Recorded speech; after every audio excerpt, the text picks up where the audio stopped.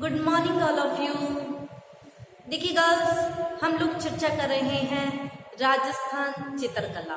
ठीक है, तो हम लोगों ने इस कड़ी में ये जाना कि राजस्थान की जो चित्रकला है, राजस्थान के विभिन्न जो राज्य हैं उनकी शैलियों का जो सम्मिश्रण है जिसे राजस्थानी चित्रकला कहा गया। राजस्थान की जो विभिन्न राजपूत शैलियों का मिश्रण है। तो राजस्थान की जो भिन्न भिन्न राजपूत शैलियां हैं उनके बारे में हम लोग चर्चा कर रहे थे। तो इन शैलियों के दौरान हम लोगों ने मेवाड़ शैली पढ़ी, मारवाड़ शैली पढ़ी और आज हम लोग पढ़ेंगे बूंदी शैली के बारे में। बूंदी की जो चित्रकला शैली थी उसके बारे में आज की क्लास में हम लोग चर्चा करेंगे। तो राजस्थानी चित्रकला की बूंदी शैली, देखिए अगर हम बूंदी शैली की बात करते हैं तो राजस्थानी चित्रकला शैली के अंतर्गत बूंदी शैली का बड़ा ही महत्व रहा है। देखिए प्रारंभिक काल की हम बात करते हैं तो प्रारंभ काल में क्या था, जो बूंदी था वो क्या था, प्रारंभिक काल में राजनीतिक अधीनता के कारण बूंदी क्या था, मेवाड़ का राजनीतिक दृष्टि से अधीन था। बूंदी राजनीतिक दृष्टि से मेवाड़ के अधीन था। अतः क्या है, इसी राजनीतिक अधीनता के कारण बूंदी शैली पर मेवाड़ चित्रकला शैली का प्रभाव स्पष्ट रूप से हमें दिखाई देता है। ठीक है, फिर से मैं बता रही हूँ, अगर हम बूंदी शैली की बात करते हैं तो प्रारंभिक काल में बूंदी क्या है, राजनीतिक दृष्टि से मेवाड़ के अधीन था। तो इसी राजनीतिक अधीनता के कारण बूंदी शैली पर जो कला की जो शैली, चित्रकला की जो शैली थी उस पर मेवाड़ शैली का प्रभाव परिलक्षित होता है। ठीक है, अगर हम बूंदी शैली की चित्रकला की बात करते हैं कि इसकी जो चित्रकला है उसकी क्या विशेषता थी, तो बूंदी शैली की विशेषताओं के जो हमें चित्र मिले हैं वो कहाँ से मिले हैं। बूंदी शैली के चित्रकलाओं की बात करते हैं तो जिसमें बूंदी शैली की जो चित्रकला के चित्र है वो है काल खंडालवाला द्वारा संपादित बूंदी चित्रावली। मतलब कालखंडवाला ने बूंदी के चित्रों को संपादित किया है, उसके द्वारा जो संपादित ये है चित्रावली है। और कोटा में जो जालिम सिंह कौन थे, कोटा के प्रधानमंत्री थे। कोटा में जालिम सिंह की जो हवेली है, जालिम सिंह की हवेली में इन चित्रों को चित्रित किया गया है। ठीक है, जो ये चित्र क्या है, बूंदी शैली के चित्र हैं। ठीक है, अगर देखिए, अगर हम बूंदी शैली के चित्रों की बात करें कि उसमें मेवाड़ शैली का प्रभाव हमें स्पष्ट रूप से परिलक्षित हो रहा है, तो किस तरह से हमें ये प्रभाव किस पर परिलक्षित होता है। देखिए, जो हमें बूंदी में चित्रकला के जो चित्र मिले हैं उसमें जो स्त्रियों के जो चेहरे हैं वो चेहरे मेवाड़ी शैली की चित्रकला के हैं। ठीक है, और जो फल फूल और वृक्षावलियों के और जो पानी के जो हमें चित्र मिले हैं उन पर बूंदी चित्रकला का प्रभाव परिलक्षित होता है। ठीक है, और देखिए बूंदी शैली के ये जो चित्र हैं इनकी और क्या विशेषता है। देखिए इस शैली के जो चित्र हैं उनके चेहरे क्या हैं, थोड़े लाल हैं। ठीक है, चेहरे लाल रहते थे, गाल है, आंख है, नाक है। ठीक है, इसके पास कोई परछाई सी दिखाई देती है। ठीक है, और यही विशेषता बूंदी शैली के चित्रों में हमें देखने को मिलती है। मतलब स्त्रियों के चेहरे पर मेवाड़ी शैली का प्रभाव है।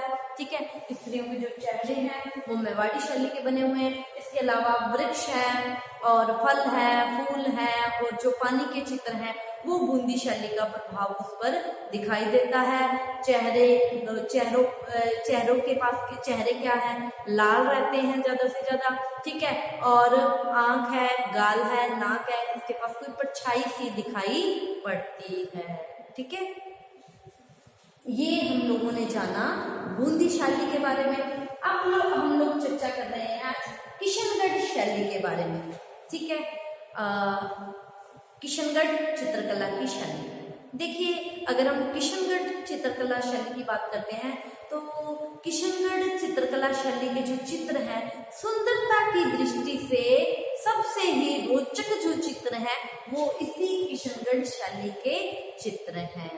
ठीक है, तो देखिए जो किशनगढ़ शैली है, किशनगढ़ शैली का जो संबंध है, देखिए वो जोधपुर से तो इनका वंशीय संबंध है और जयपुर के बिल्कुल निकट है। ठीक है, तो फिर भी देखिए जोधपुर से वंशीय संबंध और जयपुर के निकट होते हुए भी किशनगढ़ शैली अपना स्वतंत्र अस्तित्व लिए हुए है। ठीक है, और किशनगढ़ शैली के जो चित्र हैं ये बड़े ही महत्व के चित्र हैं। ठीक है, और अगर हम किशनगढ़ शैली की समृद्धता की बात करते हैं कि किशनगढ़ शैली कब चित्रकला के क्षेत्र में इसका जो समृद्ध काल है, मतलब जो समय है वो किसके समय, यहाँ का जो राजा था सामंत सिंह से इनका समृद्ध चित्रकला का समृद्ध काल आरंभ होता है। ठीक है, सामंत सिंह यहाँ के राजा थे, सामंत सिंह के समय से चित्रकला, किशनगढ़ चित्रकला शैली का समृद्ध काल आरंभ होता है। ठीक है, जो सामंत सिंह थे नागरीदास के नाम से फेमस थे। ठीक है, तो ये जो नागरीदास थे, ठीक है, इसमें नागरीदास वैष्णव धर्म को मानने वाले थे। ठीक है, वैष्णव धर्म के प्रति इनकी बहुत ही अगाध श्रद्धा थी। ठीक है, तो नागरीदास की वैष्णव धर्म में जो श्रद्धा थी, वैष्णव धर्म में इनकी श्रद्धा के जो नमूने हैं वो हमें इनकी चित्रकला में दिखाई देते हैं। तो हम कह सकते हैं कि नागरीदास की वैष्णव धर्म के प्रति श्रद्धा, चित्रकला में इनकी रुचि और इनकी जो प्रेयसी थी, प्रेयसी मतलब इनकी जो प्रीतमा थी, ठीक है, फेमस माना जाता है बनी ठनी।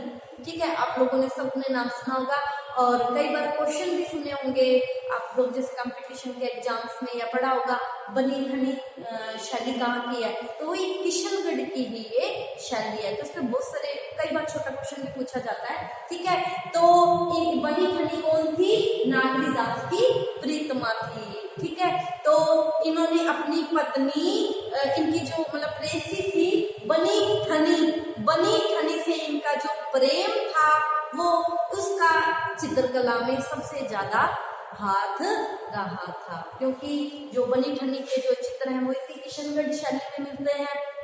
और जिसमें चित्र मिलते हैं, ठीक है, तो बनी ठनी के चित्र किशनगढ़ शैली में मिलते हैं। तो इसी से ही ये किशनगढ़ शैली क्या हो गई, फेमस हो गई। ठीक है, अगर हम कहें कि जैसे भारत में, जैसे विश्व में प्रसिद्ध है मोनालिसा। ठीक है, अगर हम मोनालिसा की बात करते हैं तो राजस्थान की मोनालिसा की अगर हम बात करते हैं तो ये बनी ठनी ही राजस्थान की मोनालिसा कही गई है। ठीक है, तो इस काल के अगर हम चित्रों की बात करते हैं तो इस काल के जो चित्रों के सृजन का जो श्रेय है, सृजन मतलब उनको बनाने का जो श्रेय है वो उस समय के कलाकार थे निहाल चंद को जाता है। ठीक है, तो हम लोगों ने इसमें जाना कि नागरीदास की वैष्णव धर्म के प्रति जो भक्ति थी और उनका प्रेम बनी ठनी के साथ जो उनका प्रेम था वो उनका इस कोटि का प्रेम था। देखिए, वैष्णव धर्म के थे, विष्णु के उपासक थे। ठीक है, और बनी ठनी से उनका जो प्रेम था वो हमें इनके चित्रों में ऐसे देखने को मिलता है। इन्होंने अपने प्रेम को, वैष्णव धर्म और इनका जो बनी ठनी के साथ प्रेम था उसको एक उच्च कोटि का प्रेम का रूप दिया। ठीक है, उनका ये जो प्रेम था, जैसे राधा कृष्ण का जो प्रेम था, उनके राधा कृष्ण के प्रेम से जो अनुभूति हमें होती थी, तो इनका जो अपनी प्रीतमा बनी ठनी से जो प्रेम था वो इसी तरह राधा कृष्ण के प्रेम की अनुभूति देने वाला था। कहने का भाव है कि नागरीदास वैष्णव धर्म के प्रति भक्ति थी और इनका जो प्रेम था बनी ठनी के साथ वो इतना उच्च कोटि का प्रेम था कि अपने पारस्परिक प्रेम को में राधा कृष्ण के प्रेम की अनुभूति करते थे। कौन? स्वयं नागरीदास।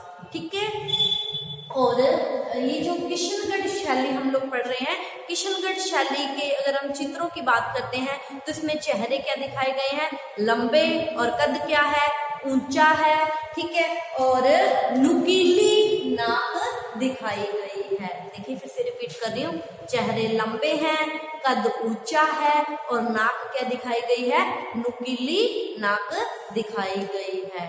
ठीक है, तो ये आज हम लोगों ने बूंदी शैली और किशनगढ़ शैली के बारे में जाना। तो आज की क्लास में इतना ही। कल हम राजस्थान की अगली चित्रकला शैलियों के बारे में चर्चा करेंगे। आप इसका स्क्रीनशॉट ले लीजिए। Thank you all of you.